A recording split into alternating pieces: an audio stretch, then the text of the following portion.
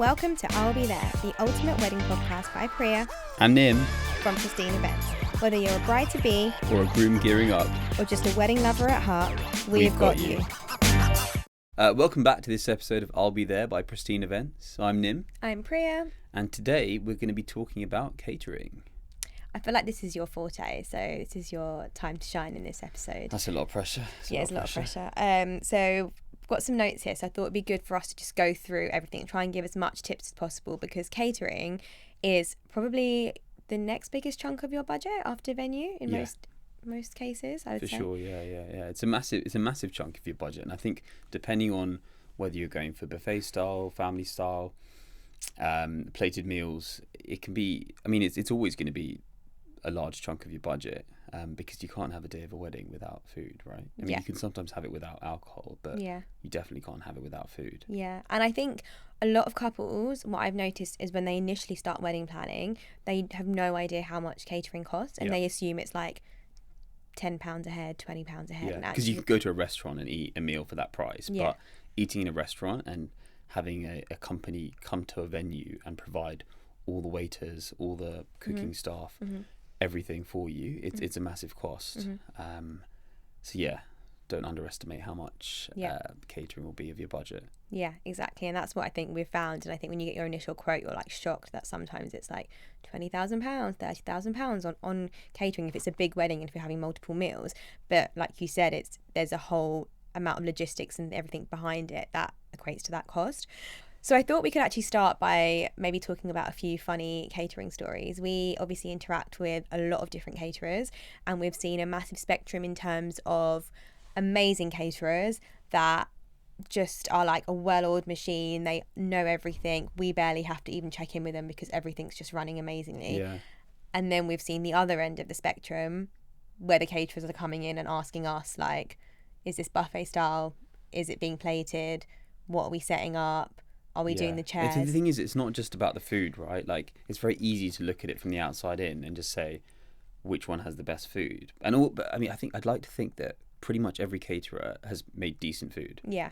There's never been a wedding where we've thought, oh God, this is awful. Like, they're always going to make palatable food. Yeah. But it's about everything that goes around the food, so the service and the speed, the prompt, the organisation, the number of staff they have, all of these different factors, which is actually what you need to take into account and what you're paying for. It's not just the meal that's in front of you. Yeah. And so when you go for a food tasting and try the food, it's not just that. Yeah. Because it's very different going to a restaurant or going to the caterer's facility and getting them to put a plate of food in front of you and what actually turns up on the day. Yeah. And how they do it on the day. Yeah. And we've had some real shocking catering stories. I've been at a wedding where they got a restaurant to cater for the wedding, and then they turned up late.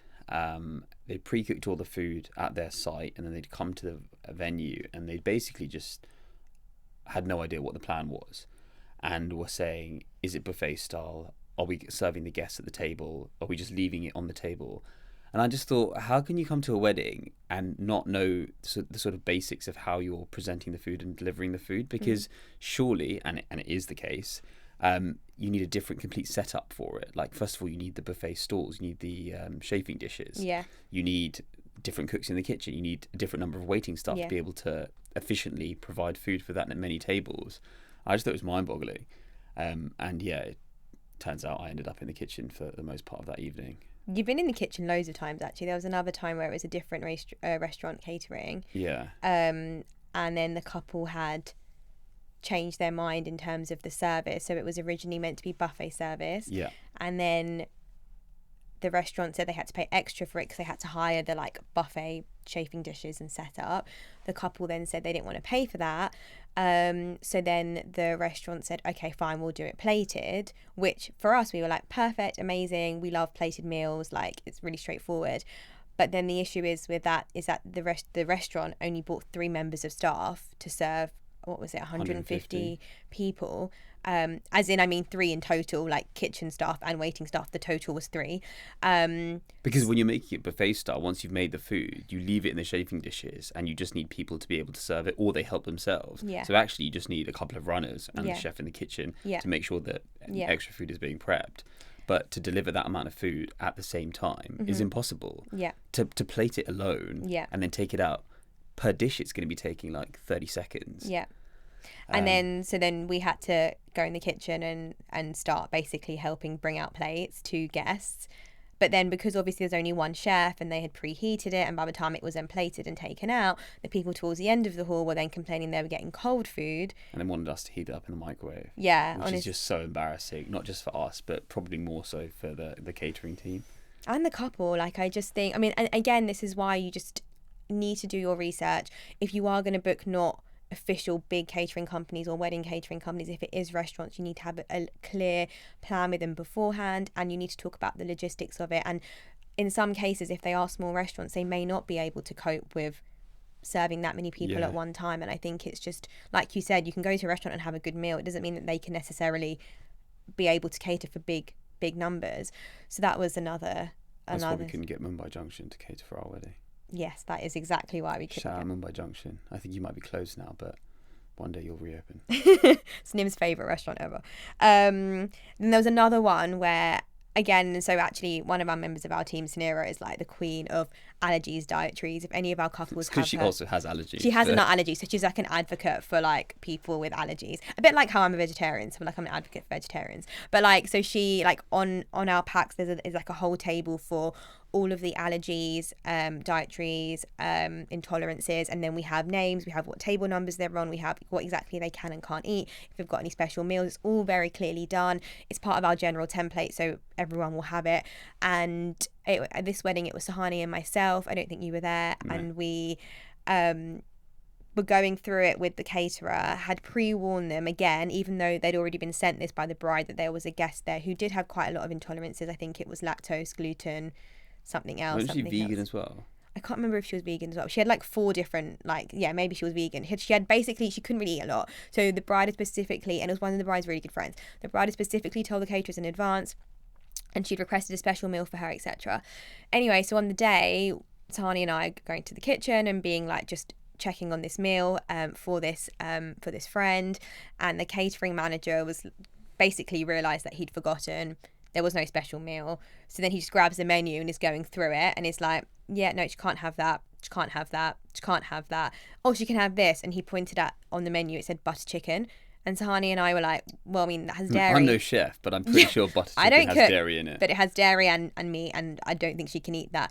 And so then he went through the menu and then was like, right, so she can eat the rice. And I was like, how can I now go out there and tell, even though I don't work for the caterers and nothing to do with the caterers, but being kind of on the guest services side of it, and this was just like an on the day coordination, like we weren't involved with the planning beforehand, but how can I now go out there and just tell her that the caterers haven't got your special meal and you essentially have to now eat rice? Like, it's just, and this is why picking a good catering team like makes the world of difference to your wedding. Yeah.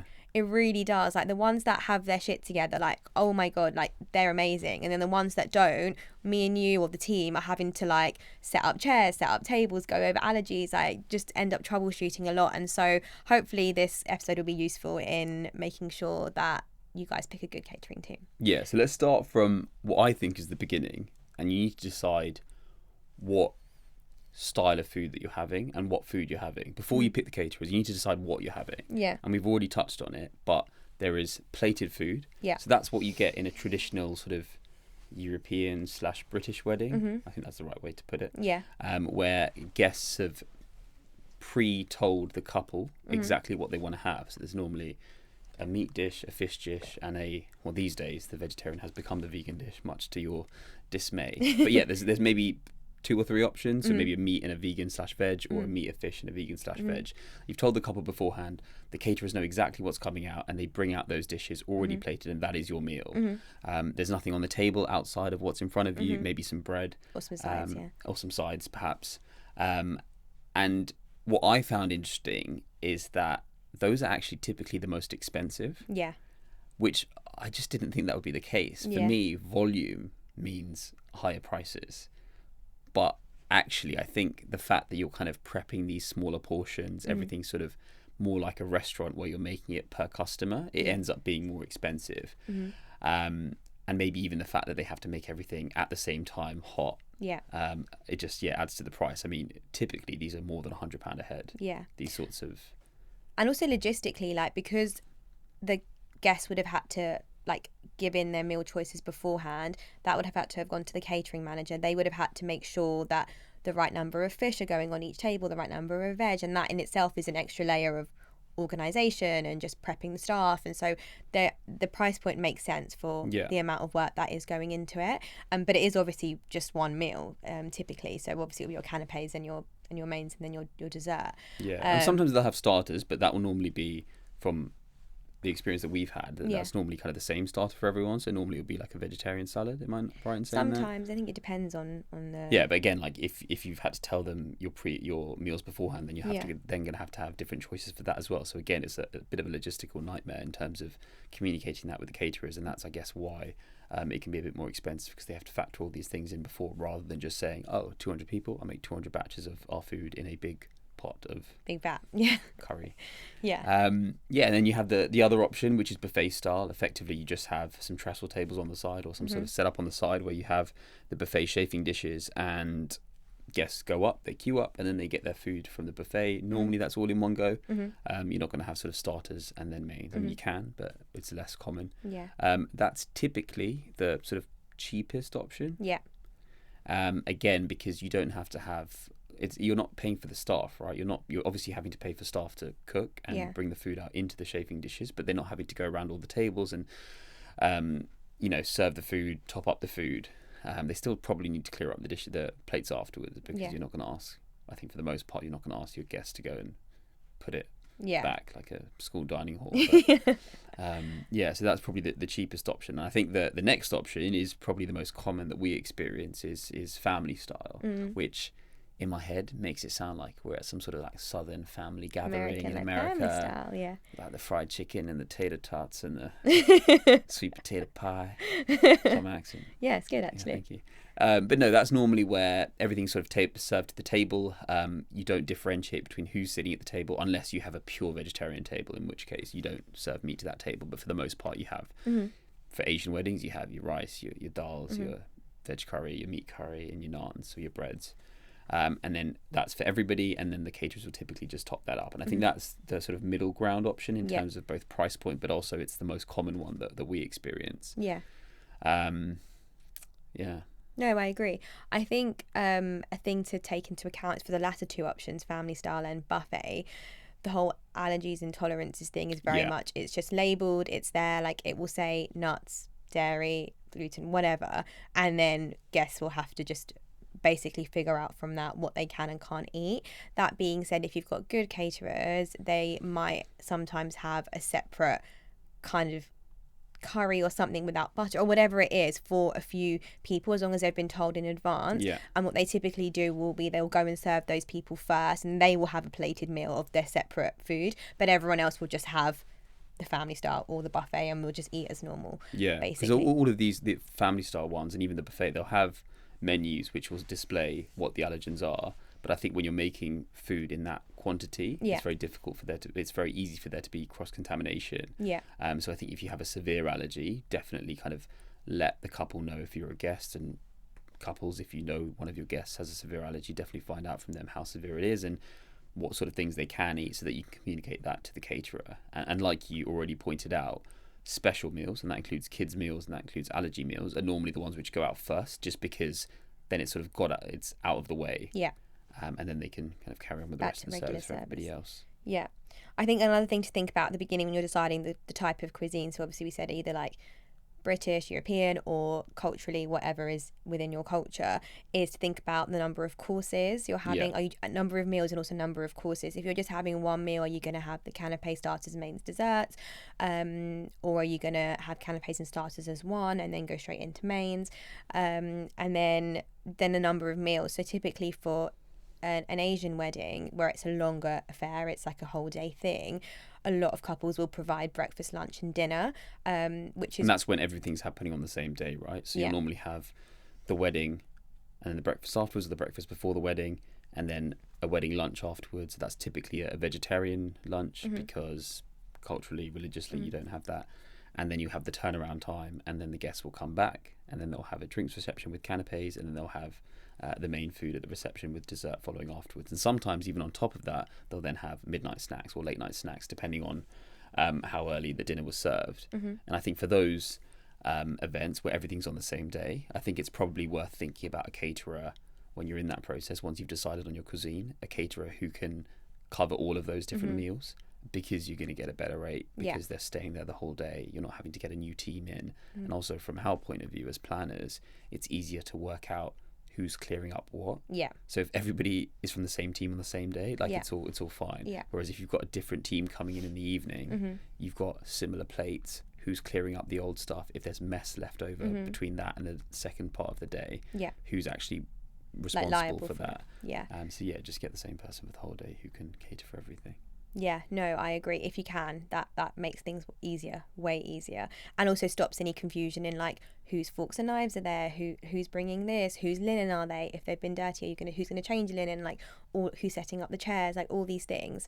And that is a point when, you know, just generally speaking, for a caterer, they do provide food, but actually a lot of caterers are also responsible for your table setup, your chair setup, your linens, all your crockery, which I know sounds obvious, but actually a lot of people don't realise, especially if you've got a venue on dry hire, it's your catering team that will have to do it, but you have to make sure you get that in writing, because some caterers won't do it, or if they do it, they need to charge extra because they need extra staff to be able to set up 200 to 300 chairs, and then to be able to set the tables up, turn it around. So that's like a little key point that's really important that a lot of our couples don't realise until we come on board and we're like, right, who's setting up the chairs, who's setting up the tables, how many X, Y, and Z are they providing?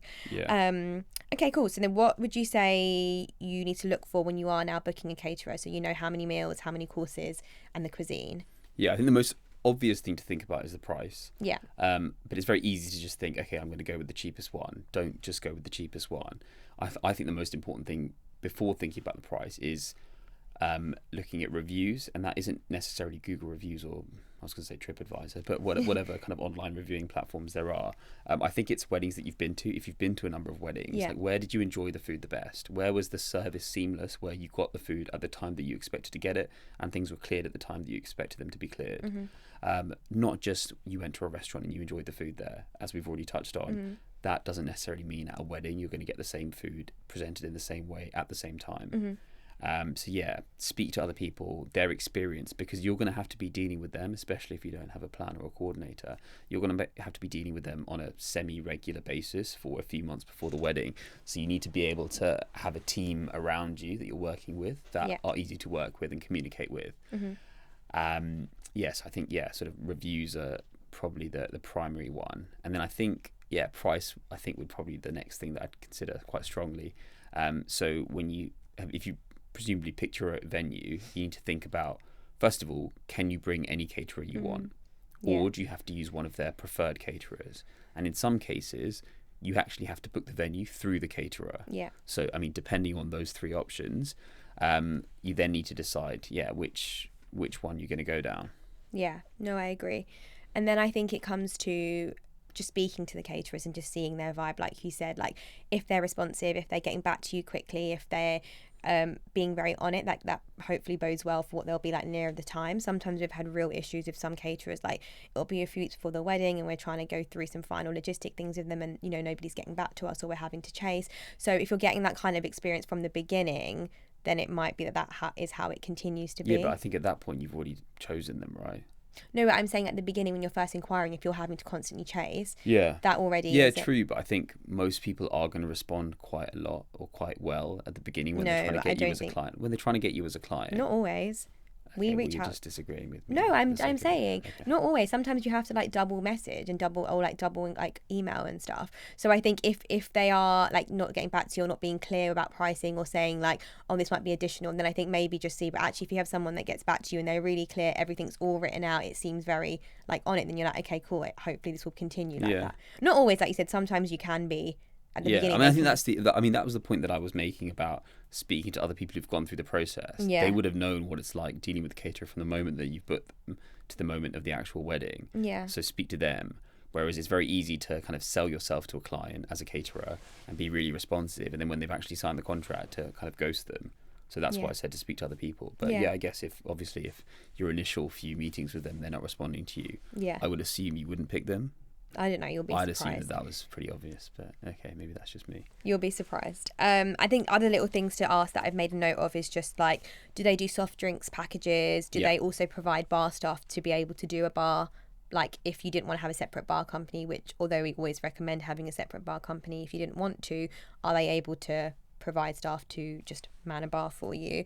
Do they deal with the wedding cake? Some caterers are really funny and they won't cut and serve your wedding cake. Yeah, because they're not going to provide the wedding cake for the most part. I don't know a caterer who makes wedding cakes. I don't know one. Yeah, so they're going to have to be responsible for somebody else bringing in a cake, and they're going to cut it if you want them to. So you need to speak to them about that and tell them that beforehand, because it is actually surprisingly long to cut a wedding cake, especially if it's multi-tiered and there's different flavours on each layer, and then they also then have to provide the plates for the cakes as well. I actually don't think it's the cost of that which is the issue. I think it's the fact that the caterers, for the most part, have been there the whole day, and they have planned to leave at a certain time.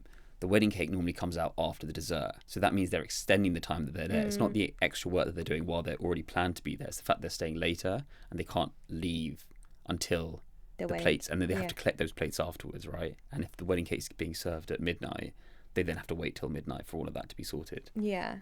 I think, and that's why some caterers will charge a bit more for it, and couples are like, why are they charging more to just cut up our cake? But like you said, it's the plates, it's the time cutting it, and it's the time then staying after to clear the plates and everything, which again are logistics that you don't think about as a couple until obviously you see the BTS of it, I suppose. And then I think just obviously seeing if they've worked at that venue before, and then checking what their policies are in terms of tastings, in terms of when they need final numbers by, in terms of flexibilities, like are you able to tweak dishes or, add things in, or are they very rigid? And then how they deal with allergies, kids' meals, like how they deal with that basically. I think another thing to talk about generally with catering is to like, if you're a foodie couple, like some couples are like massive foodie couples, how to incorporate your personality or your like the food that you love into your menu. Obviously you can be quite restricted if you have to use certain caterers, but for example we had a couple last year, Hinish and Cannon, who got married at East Hampstead Park, and he had this like one favourite go-to curry at his local like Indian restaurant. I thought you were going to say curry house. I was going to say curry house, but I didn't know if that was the right term. But yeah, so basically his local like Indian restaurant that he loved. I can't remember what it was. Do you remember? No, so it was a lamb dish, but basically they have like lamb pieces and lamb mince in the same curry. That was it. I can't remember what the name of the dish was, and he took that dish because again he didn't want his restaurant catering, not because he didn't think they could, but I think also they were based up north. So he went to his caterer. He brought them this dish in a takeaway box, and he said, "I want you to make that," and they made it. Yeah. And shout out Le Fresco, because everyone loved it. The couple was so happy, the groom particularly. Yeah. And I think that sort of flexibility and kind of not being too proud, or not being too arrogant to think I'm not going to make something that's outside of my menu. Being flexible with your client, I think, is a great selling point. Yeah. Obviously within reason, you can't come with something completely random and then expect like. Yeah, and I think even on the menu they put like Hinish special. Yeah. Which is nice. It's a nice touch. Yeah, and people will remember that because it's different, and there was a story behind it. So I think again, if you've got any particular dishes, you can sit down with the chefs or the catering team and see if there's a way that it can be incorporated. I think another thing that kind of making it different or making it special is also live stations, or food stalls, which we didn't mention. I mean, I didn't mention it earlier because I don't think it's for the most part, it's not a whole feeding style in itself or catering style in itself. It can be. You can just have food stalls. It can be like a buffet, right? As in it's the same as a buffet. It's very similar to a buffet, but I think it's jazzed up a little bit, right? Yeah. So it's like, we got food stalls. It's like, we've got a buffet. Yeah. It's like a glorified buffet, but it is cooler because people generally dress it up in terms of like they're in little carts or they're in trucks or they're in actual stalls rather than just a trestle table, which I think can elevate it. And actually a lot of our couples recently have been opting for an informal reception when it's not like sit down like tables. Well, there are a few, but it's more like lounge seating, dance floor, poser tables, and then they've got food stalls everywhere that have different cuisines. And I actually think like if you know your crowd and if it works really well for it, then I think it's a great option. And actually you can in an example like that, you can have all your favorite foods, even if it's a random mix. It will work if you have like an Indo-Chinese station, a Mexican station, like a sushi station. It will kind of work because you're just having like your favorite foods around. Exactly. And when you book your caterers, also find out if they're able to make different cuisines, because some of them may not themselves be able to, but they might outsource, and find an Italian caterer who might make the best pasta or the best whatever, Yeah. and then incorporate that, and they'll sort it out. You're not having to speak to an Italian caterer and an Indian caterer and a Mexican caterer. Yeah. And I think going off of food stalls, I think going on from food stalls, sorry, if you are a fusion wedding, and we do a lot of fusion weddings now, that food is the perfect way to blend both cultures and to show both cultures off, because we often get asked, like, how do I make my fusion wedding like special, or how do I respect both cultures? So actually, if you were to have both cuisines there, then that's great. However, again, if you've got two separate different cultural caterers, please make sure all the logistics are sorted in terms of making sure they've got enough cutlery for both, crockery for both, linens for both. Like, just make sure all of that element is sorted out, because it's very easy for one caterer to just think, I'll just bring the food and the other caterer will bring everything. But if they've not communicated, that's when there can be a bit of a hiccup. But for example, we've got a wedding in a couple of weeks, which is a fusion English and an Indian wedding. It's a civil, and for going into a sit down, but their actual main meal is a traditional British plated meal. But then for their evening food, they've got like an Indian street food truck outside, which is so cool, because then you get best of both. So I think if you are a fusion wedding, then that's a great way to try and incorporate both of your cultures. And I think on that note as well, just bear in mind spice levels, because your palate might not be the same palate as the rest of your guests. So you might say, I want it really spicy because that's the way that I eat it. But, as I always say, guest welfare is the most important thing. Yeah. And just make sure that it caters to everybody. That reminds me of the time that we went food tasting with your dad.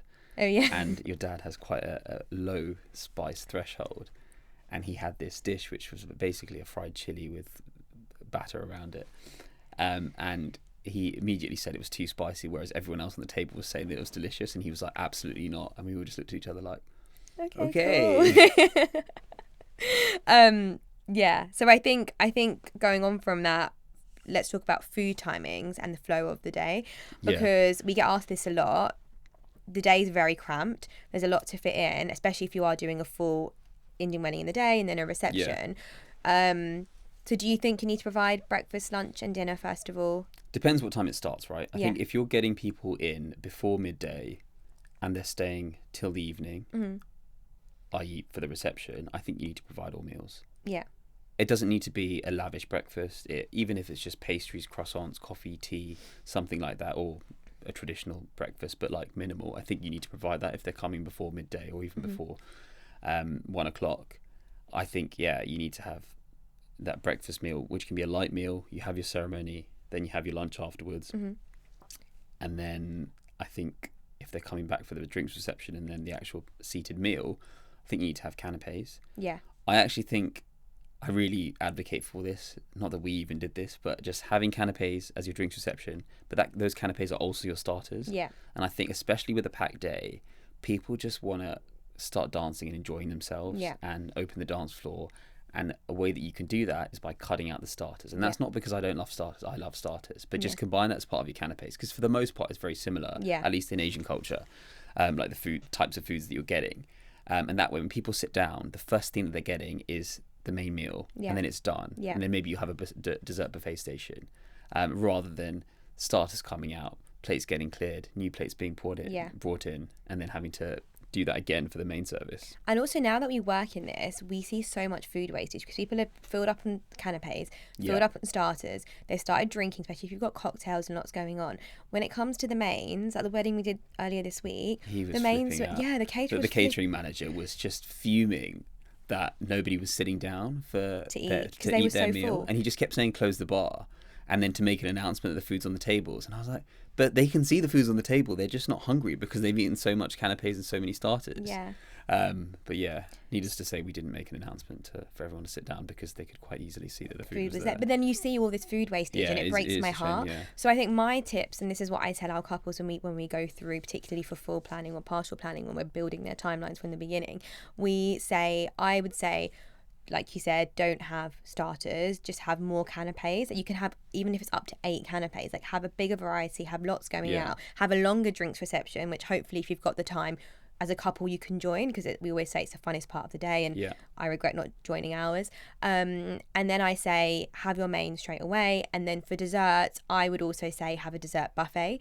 Agree. I just think again, I can't tell you, it breaks my heart when all these like cute little cheesecakes or whatever have come out and then they're just going back untouched straight into the bin, and I'm like, this is such a monumental waste of food. Like, it just drives me insane. So I think have a buffet. Whoever wants it will get it. There will be an announcement by the DJ saying it's been served, but then they can go and get it, and then it's not all going on tables and then going back in the bin. So I think they're like, and also that they're both time saving things, which means you'll have more time on the dance floor. So that's kind of my big tip. And I think, like you said, I think the service style that you've picked will affect the timings of the day. So buffet would generally be quicker. Family style is medium, and plated is probably medium to a little bit longer because you're serving per person. So bear that into your timings for... I think plated will probably be quicker than family style. Do you think? Yeah, because everything's already on your plate, right? You have to true. Pass around like...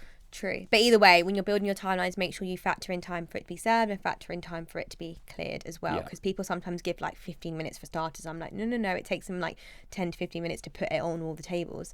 So I think we'll kind of wrap up by just doing some top catering trends that we've been seeing. So I think, like I already mentioned, the food truck, food stall, live station is really cool. If you can actually get a live station, and by that we mean they actually cook it in front of you, that's really sick. Yeah. Like a live pasta station, a live pizza station, a live whatever it is, like Mexican station. Like, I think they're really cool.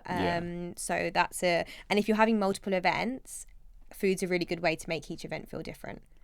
I think, to give it a different vibe. Like, even for our wedding, we had like a Middle Eastern night and like an Italian lunch day and like Indo-Chinese stuff. So it just makes it feel not samey. So that's a really good thing.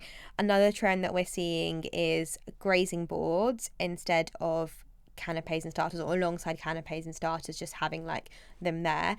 And then also cheese boards. Now I know you're not a fan of cheese boards, but actually one of our couples next month is doing... You said I'm not a fan of cheese boards. No, as in I meant at weddings, like you thought it'd be a waste, right? No, I think grazing boards are a waste. I don't think they are. Well, that's because a grazing board in my mind is a massive like wooden plank with like grapes and figs and like dollops of chutney, and it looks really beautiful. And then 2 hours later, it still kind of looks exactly the same. I think it depends on your crowd. Sometimes I just don't know anyone who's ever finished a grazing, any group cheese that's ever finished cheese and cracker and dip and chutney. Like, that is like, I would definitely be in that corner if I went to a wedding. I don't think anybody would finish the entire grazing board, because you have to fill it up so much for it to make it look aesthetically pleasing that there's far too much food. Okay, then let me tell you about my couple next month who are doing... Tell me. Individual... at the Langham, they're doing instead of desserts, because they're not dessert people, they are doing like cheese boards to each table. Yeah, so you love that. That's a great idea. Yeah. Because it doesn't need to look opulent and unbelievably sort of lavish. You're making something for that table. Yeah. So I think hopefully it will be the right amount for that table, and it'll be an amount that they'll finish. Yeah, agree. And that's another way to show personality into your food, because you're not a dessert person, but you love cheese board. Love that. Like, showing personality. But other trends that you mentioned, so I've been to a wedding where they had they weren't even Jamaican, but they had a jerk chicken van coming at the end of it, and that was their sort of late night food. People have pizza vans. I don't think that's a new trend, but that's quite common. Summer weddings, ice cream vans, always a hit with the kids, but also strangely with like elder people and kind of everyone. Everyone loves ice cream on a hot summer's day. I'm all out. I think another thing as well is that like some of our couples have been conscious about sustainability and like food wastage. So one of our couples from last year were really keen on just no food being wasted, and like I said to you, it's heartbreaking seeing all this food go into bins. It's like mind baffling to me. So they had agreed with the caterers beforehand that all the food that was left was going to be boxed into plastic containers, and then we handed at the end of the night, me, you and Etta were handing out. I remember that. Yeah, we were handing out these boxed food cartons to everyone, and it was great because they got eaten, it got taken, it wasn't put in the bin, it wasn't wasted. So I think having that conversation with your caterer as well is really important to see if there's something you can do with the food at the end of the night. So I think in summary, hopefully it's kind of a lot for you to think about, but I think the main things are, red flag wise, just make sure clear communication, please get everything in writing. I say this to the team all the time, I say it to our couples. If they're promising you X, Y, and Z, make sure it's written in a contract somewhere or in an email. And obviously just go to the tastings and see how it is. I think final one, don't pick a restaurant that has never catered before. By all means, pick a restaurant, but just don't be the guinea pig that they've never catered for, because you don't want them to try it out with you. Yeah, 100%. Okay, I think that's a wrap. Thanks, guys. We'll see you on next week's episode. Bye, everyone. Please like, follow, subscribe. Bye. Thanks for listening. Please like, follow, subscribe for more.